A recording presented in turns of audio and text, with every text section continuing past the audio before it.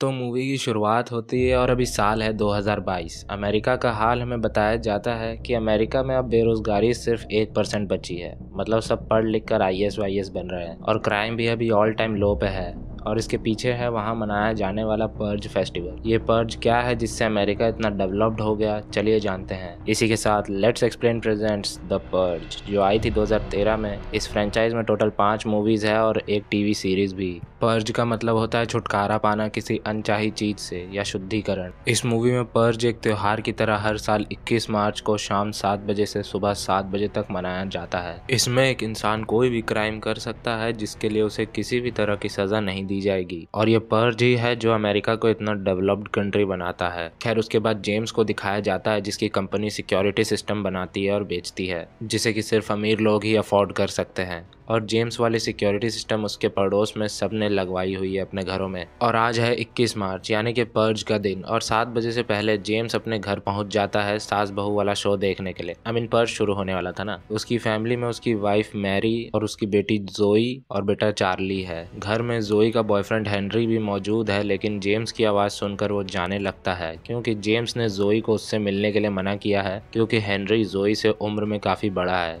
लगता है हेनरी राजस्थान से। खैर, अब शाम के 7 बज जाते हैं और जेम्स अपने घर के सिक्योरिटी सिस्टम को इनेबल कर देता है और टीवी पे बताया जाता है कि एनुअल पर्ज शुरू हो चुका है, जिसमें क्लास 4 के ऊपर के वेपन यूज करना इलीगल है, जैसे कि grenades, rocket launchers, RPG etcetera. और गवर्नमेंट ऑफिशियल जिनके रैंक 10 है उन्हें पर्ज में कोई कुछ नहीं कर सकता। मैं तो चला गवर्नमेंट एग्जाम की तैयारी करने। सायरन बजने के बाद पर्ज शुरू हो जाएगा और अगले 12 घंटों तक कोई भी पुलिस या हॉस्पिटल की सुविधा बंद रहेगी। पर्ज को द न्यू फाउंडिंग फादर्स ने लागू किया था। फिर सायरन्स बज जाते हैं, मतलब अब पर्ज शुरू हो चुका है। जोई अपने कमरे में वापस जाती है, लेकिन हेनरी तो अब भी वहीं मौजूद था। छोरा ब्याह रचा के ही मानेगा, और वो भी जेम्स को मार के, ताकि उसके और जोई के बीच कोई ना आए। तभी चार्ली को कैमरे में बाहर एक बंदा हेल्प मांगते हुए दिखता है और वो सिस्टम को बंद करके उसे अंदर ले लेता है, जो कि अगर त्योहार के हिसाब से देखा जाए तो गलत है, क्योंकि पर्ज में किसी के शिकार को नहीं बचाना चाहिए रिस्पेक्ट के तौर पे। और आवाज सुनकर जेम्स भी नीचे जाता है और तभी हेनरी भी जेम्स को मारने नीचे आता है और जेम्स पे गोलियां चलाता है। बदले में जेम्स भी उस पे गन शॉट्स लेता है, जिसमें हेनरी को एक गोली लग जाती है और इससे हेनरी की मौत हो जाती है। अरे ये तो जेम्स से पीछा छुड़ाने आया था, अब दुनिया को ही अपने पीछे छोड़कर चला गया। इन्हीं सब के बीच वो बंदा जेम्स के महल जैसे घर में कहीं छुप जाता है। जेम्स मैरी और चार्ली को एक कमरे में बंद करके जोई को खोजने जाता है। तभी कैमरे में उन्हें एक गैंग दिखता है जो कि उनसे उस बंदे को वापस मांग रहे थे, या कहूँ अपने शिकार को। और इन्होंने काफी अजीब मास्क लगा रखा है। उनका लीडर जेम्स को वार्न करता है कि अगर उन्होंने उनके शिकार को जल्द ही नहीं लौटाया तो वो घर के सिक्योरिटी सिस्टम को तोड़कर सबको मार देंगे और फिर वो घर की बिजली काट देते हैं। जेम्स जानता था कि वो लोग उसके सिक्योरिटी सिस्टम को आराम से तोड़कर अंदर आ सकते हैं, इसलिए जेम्स उस बंदे को उनके हवाले कर देने का सोचता है। लेकिन चार्ली अब भी उसे बचाना चाहता था। बच्चा है ना, उसे बचाकर खुद को मरवाना चाहता है लगता है। चार्ली उसे अपने रिमोट कंट्रोल कार से अपने सीक्रेट जगह तक लेकर जाता है और वो बंदा वहां छुप जाता है। तभी गैंग का लीडर जेम्स को बुलाता है और अपने एक साथी को मारकर उसके सामने एक एग्जाम्पल सेट करता है कि उसने अपने दोस्त को मार दिया बिना 2 बार सोचे, तो जेम्स और उसकी फैमिली को तो ये जानता भी नहीं। और अब जोई भी चार्ली के सीक्रेट प्लेस में छुपने जा रही थी, जहाँ पहले से ही वो बंदा छुपा हुआ था, जिसका फायदा उठाकर उस बंदे ने जोई को गन पॉइंट पे ले लिया। लेकिन जैसे तैसे जेम्स ने बंदे के सर में एक फ्लावर वास मार कर उसे बेहोश कर दिया। वो लोग उसे डक्ट टेप से चेयर पे बांध रहे थे, तभी उन्हें रियलाइज होता है कि वो भी उसी गैंग की तरह होते जा रहे हैं, किसी के मरने का कारण बन रहे हैं। तब वो लोग उस बंदे को प्रोटेक्ट करने का डिसीजन लेते हैं। तब तक चार्ली वहां से कहीं चला गया था, जिसे उसकी मॉम ढूंढने लगती है और बाहर उस गैंग की अंदर आने की तैयारी पूरी होने वाली थी। मैरी ये बात जेम्स को बताती है, तभी चार्ली वहां आ जाता है और जेम्स उन्हें बताता है कि वो उस बंदे को बाहर नहीं भेजने वाले और वो उस गैंग का सामना करने वाले हैं। जेम्स चार्ली को अपनी गन देकर बेसमेंट में छुपने को कहता है और मैरी को 2 गन देकर उसे कहता है कि कोई भी घर में घुसने की कोशिश करे तो उसके ऊपर।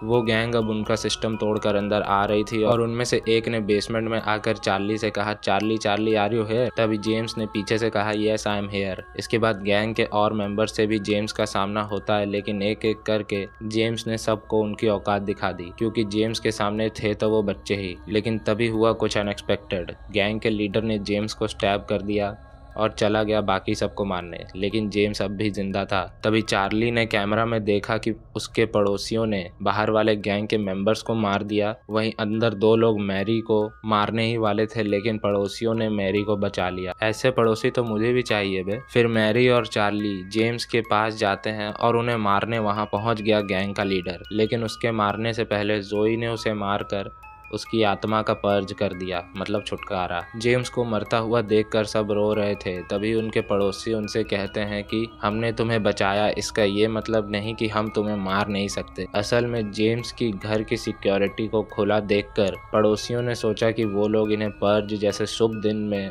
मार कर खुद को शुद्ध कर सकते हैं। माफ करना भाई, नहीं चाहिए ऐसे पड़ोसी। उन्होंने चारों को बांध दिया और वो उन्हें मारने ही वाले थे, लेकिन तभी वो बंदा आकर उन्हें बचा लेता है। पड़ोसी मरने को भी तैयार थे प्योरीफाई होने के लिए, लेकिन मैरी कहती है कि उसे अपने घर में और खून खराबा नहीं चाहिए और वो लोग सुबह के 7 बजने का वेट करने लगते हैं। वेल 7 और सायरन दोनों बज गए थे, मतलब पर्ज खत्म हो गया। इसी के साथ मैरी उनको अपने घर से दफा हो जाने को कहती है और वो बंदा भी गन छोड़कर चला जाता है। और पीछे एक रिपोर्टर की आवाज आती है जो हमें बताती है कि ये पर्ज अब तक का सबसे सक्सेसफुल पर्ज था, जिसमें हर साल से ज्यादा लोगों ने भाग लिया और इसी के साथ बेचारा जेम्स और मूवी दोनों ही खत्म हो जाते हैं।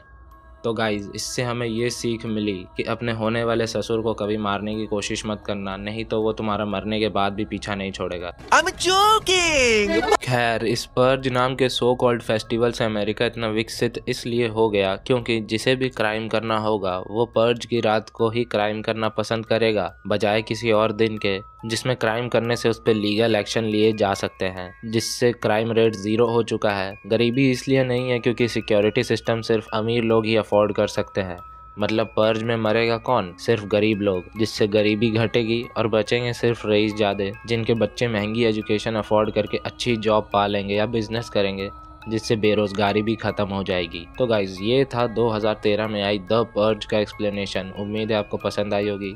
इसके और पार्ट्स को भी मैं जल्दी लेकर आऊँगा। और हाँ, अगर आप इस वीडियो को यहाँ तक देख रहे हो तो कमेंट कर देना, अगली वीडियो में आपको शाउट आउट मिलेगा। मैं मिलूंगा इसका नेक्स्ट पार्ट लेकर, तब तक के लिए मेरी तरफ से सभी को बाय बाय।